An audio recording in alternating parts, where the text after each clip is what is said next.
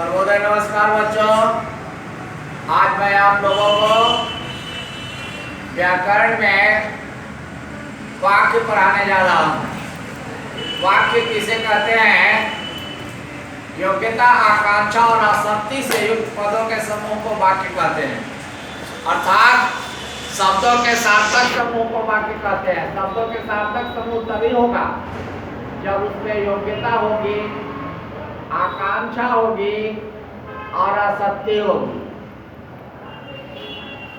और योग्यता क्या होता है कि वाक्य में हम जिस शब्द का प्रयोग कर रहे हैं उस शब्द में उस अर्थ को बोध कराने की क्षमता है कि नहीं है।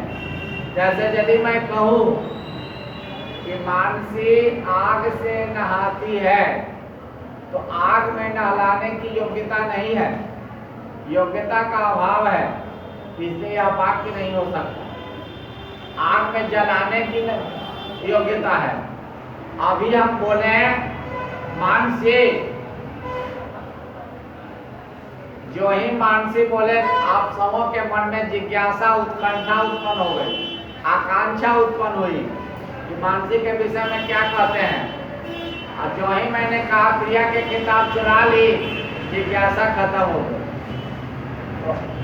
योग्यता, आकांक्षा और आसक्ति। अभी बोले मानसी, 1 घंटा के बाद 2 घंटा के बाद बोले कि किताब चुरा ली, तो यह भी वाक्य नहीं होगा। इसके लिए पदों का निकटतम संबंध होना आवश्यक है। और किसी भी वाक्य बनाने के लिए कर्ता, उद्देश्य और क्रिया विधेय आवश्यक है। यदि उद्देश्य विधेय रहेगा तभी वाक्य होगा।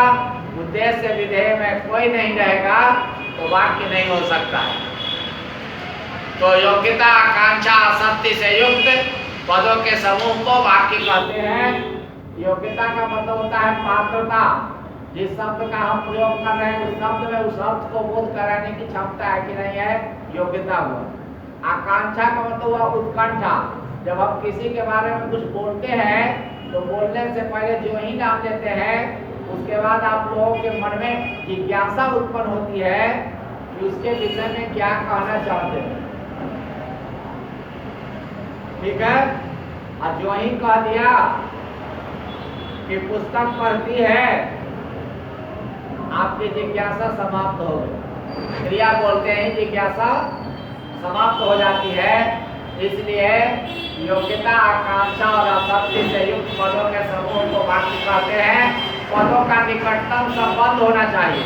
यदि हम पहला पेज में मानसी लिख दें और अंतिम पेज में लिख दें प्रिया और बीच वाला पेज में लिख दें चुरा ली किताब, तो यह भी वाक्य नहीं होगा, क्योंकि पदों का निकटतम संबंध इसमें नहीं है।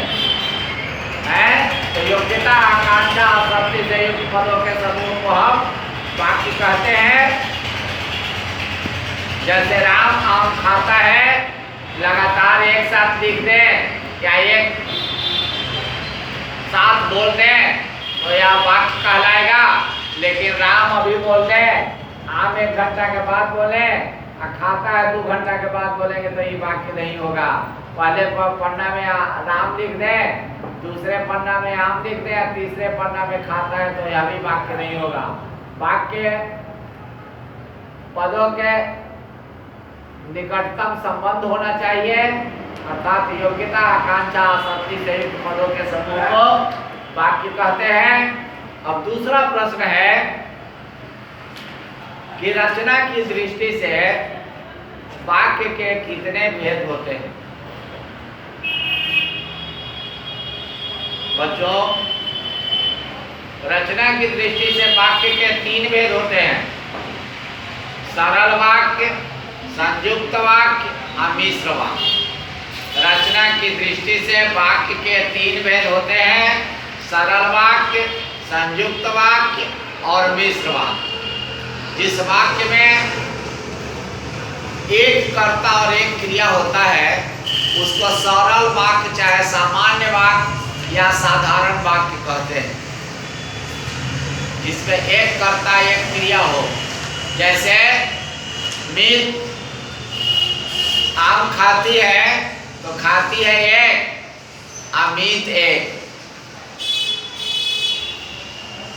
तो जिसमें एक कर्ता और एक क्रिया हो उसको सरल वाक्य या साधारण वाक्य या सामान्य वाक्य कहते हैं।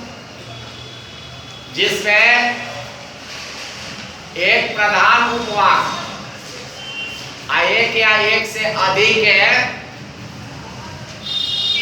आश्रित उपवाक्य हो और आदि अव्यय से जुड़ा हो, है ना, उसमें कई कर्ता और कई क्रिया हो सकते हैं और योजक चिन्हों से, योजक शब्दों से, योजक अव्ययों से जुड़े हुए हो, उसको हम संयुक्त वाक्य कहते हैं। जैसे मानसी, प्रिया और प्रियंका नाचती है, गाती है और खेलती भी है।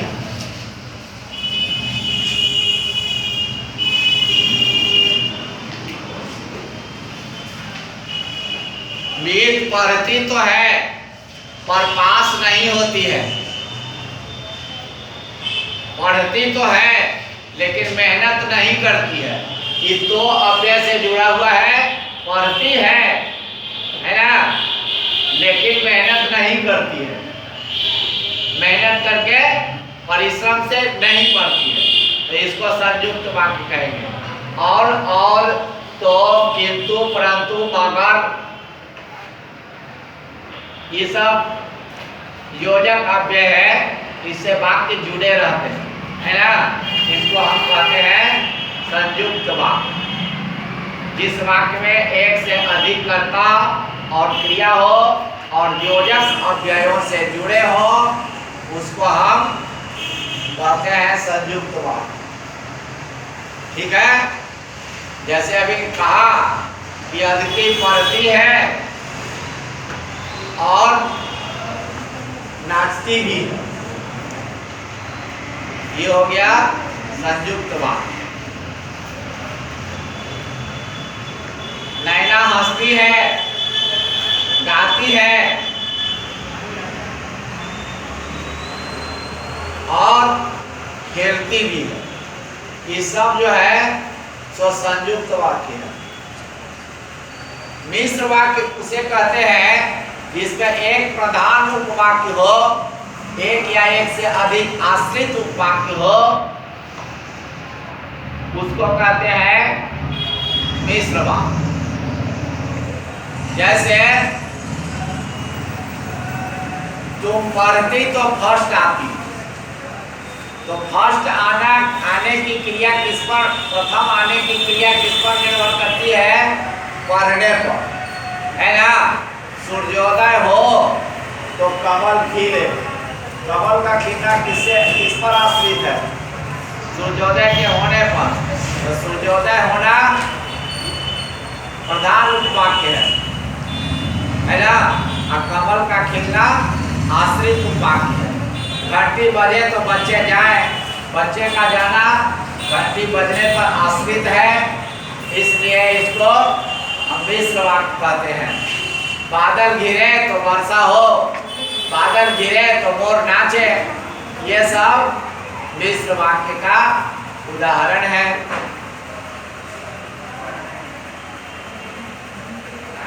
मैंने बताया राजेश सर आए तो महेश सर जाए, और महेश सर के जाना राजेश सर के आने पर ही रह सकता है, इसलिए ये हो गया मिश्र वाक्य। क्या होगा? मिश्र वाक्य। अब इसके बाद दूसरा वर्गीकरण करते हैं अर्थ की दृष्टि से। रचना की दृष्टि से वाक्य के तीन भेद बताया: सरल वाक्य, मिश्र वाक्य, संयुक्त वाक्य। और अर्थ की दृष्टि से वाक्य के 8 भेद होते हैं। अर्थ की दृष्टि से वाक्य के 8 भेद होते हैं। और कौन कौन होते हैं तो सुनिएगा। एक होते हैं विधिवाचक। विधिवाचक को विधानवाचक और रीतिवाचक भी कहते हैं। तो एक नंबर में विधिवाचक, दूसरा नंबर में आज्ञावाचक, तीसरा नंबर में निषेधवाचक, 3 हुआ। चौथा में प्रश्नवाचक, 5वां में संबंधवाचक, 6ठा में संकेतवाचक, 7वां में इच्छाबोधक, 8वां में संदेहवाचक।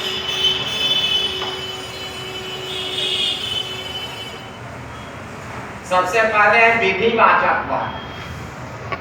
विधिवाचक वाक्य उसे कहते हैं जो विधि का विधान है, परंपरा से चली आ रही है। सूर्य पूरब में उगता है या पश्चिम में डूबता है, ये विधि का विधान है ना। इसलिए यह विधिवाचक वाक्य हुआ। सूर्योदय होने पर कमल खिलते हैं, ये विधि का विधान है, परंपरा से चली आ रही है ना। सूर्योदय होते ही अंधकार नष्ट हो गए, ये विधि का विधान है ना। तो इसको कहते हैं विधिवाचक वाक्य। क्या कहते हैं इसको? विधिवाचक वाक्य। आज्ञावाचक वाक्य, किसी को आदेश दिया जाता है, मानसी तुम मन लगाकर पढ़ो, अवश्य सफल होगी, ये मन लगाकर पढ़ो, आज्ञावाचक वाक्य हुआ।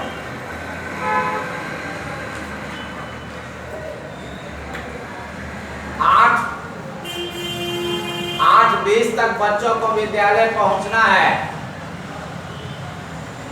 पहुंच जाना है, ये आज्ञा हुआ है ना। और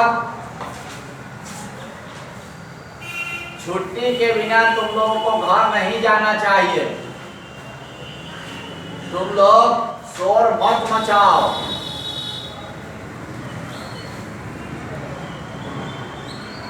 तुम लोग बिना पूछे क्लास से बाहर मत जाओ। ये सब निषेधवाचक वाक्य। क्या है? निषेधवाचक। आपको निषेध कर रहा है, रोक रहा है, मना कर रहा है किसी काम को करने से, इसीलिए इसको हम निषेधवाचक वाक्य कहते हैं। प्रश्नवाचक वाक्य, मीत कल तुम्हारे यहाँ कौन आया था? मानसी तुमने कल क्या खाया था? ये क्या खाया था, क्या खाई थी, कहाँ गई थी, कौन आया था, ये प्रश्नवाचक वाक्य हुआ। संदेहवाचक वाक्य,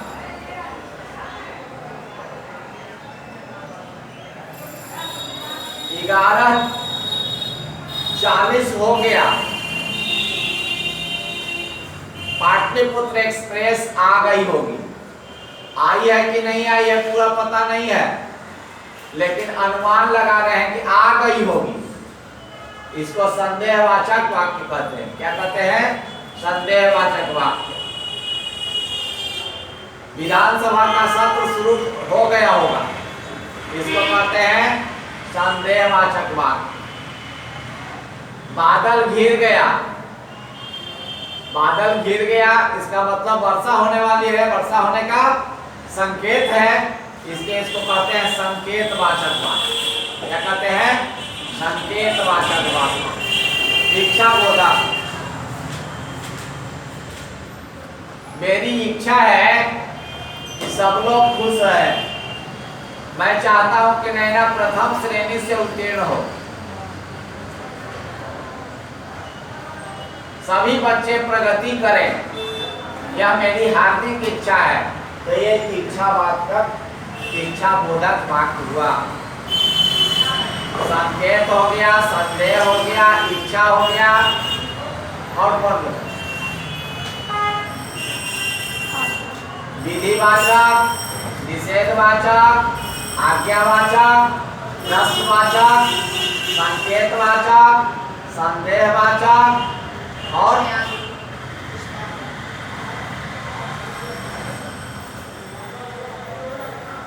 और प्रश्नवाचक, असंबंधवाचक। जो पढ़ेगा तो विद्वान होगा, ये जो सो वाक्य में दूसरे के साथ संबंध को जोड़ता है ना। जो आया है सो जाएगा, जो जन्मा है सो मरेगा, है ना। ये हुआ संबंध बोधक वाक्य। इस प्रकार वाक्य के अर्थ की दृष्टि से 8 भेद होते हैं। विधिवाचक, निषेधवाचक, आज्ञावाचक, प्रश्नवाचक, संकेतवाचक, इच्छाबोधक,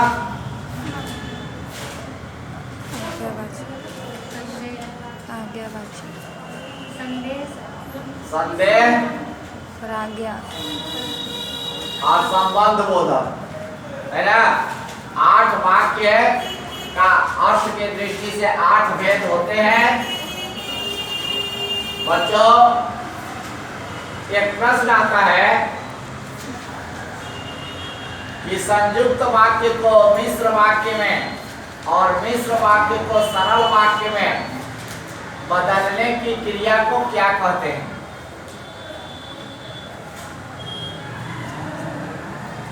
मिश्र वाक्य को सरल वाक्य या सरल वाक्य को संयुक्त वाक्य में बदलने की क्रिया को क्या कहते हैं?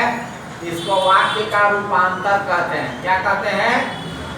वाक्य का रूपांतर, वाक्य बदलना है ना।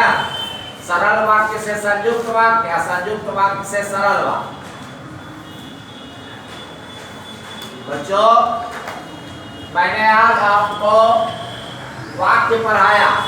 किसी भी वाक्य में उद्देश्य, कर्ता और विधेय क्रिया का होना आवश्यक है। कर्ता जिस पुरुष वचन का रहता है, क्रिया भी उसी पुरुष वचन में रहती है। यदि इस बात को हम ध्यान में रखेंगे तो हमारा वाक्य शुद्ध होगा, अन्यथा शुद्ध नहीं हो सकता है। कर्ता जिस पुरुष वचन का होगा, क्रिया भी उसी पुरुष वचन में रखेंगे, तब वाक्य मेरा शुद्ध होगा, अन्यथा वाक्य शुद्ध नहीं होगा, गलत हो जाएगा।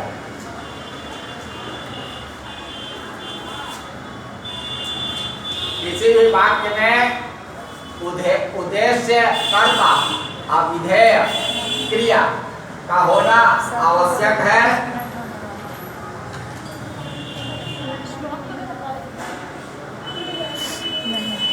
कुछ बोला नहीं तो धन्यवाद। क्रिया को और कर्ता को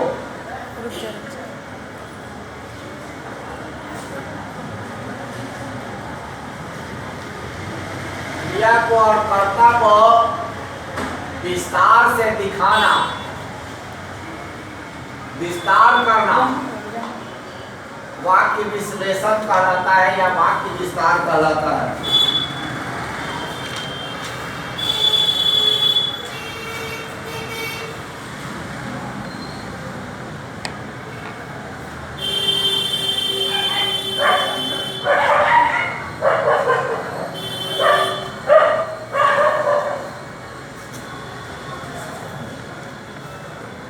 कर्ता और क्रिया का संबंध है अन्वय कहलाता है। यदि कर्ता के साथ कारक चिन्ह या प्रसंग न हो तो क्रिया का लिंग, वचन और पुरुष कर्ता के अनुसार होगा।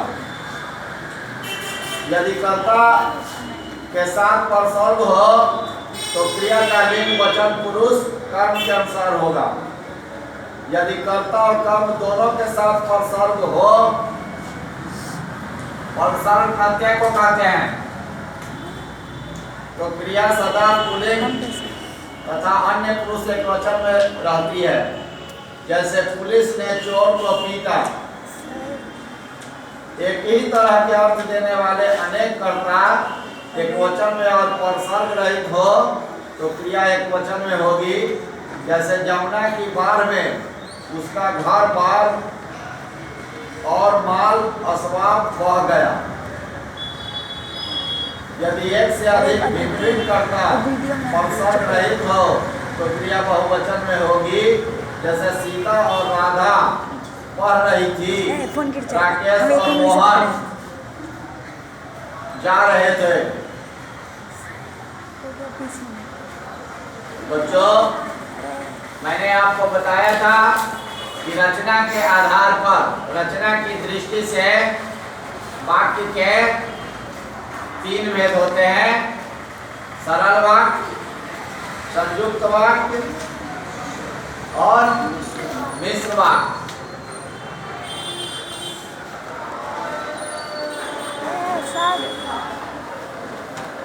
और आपको मैं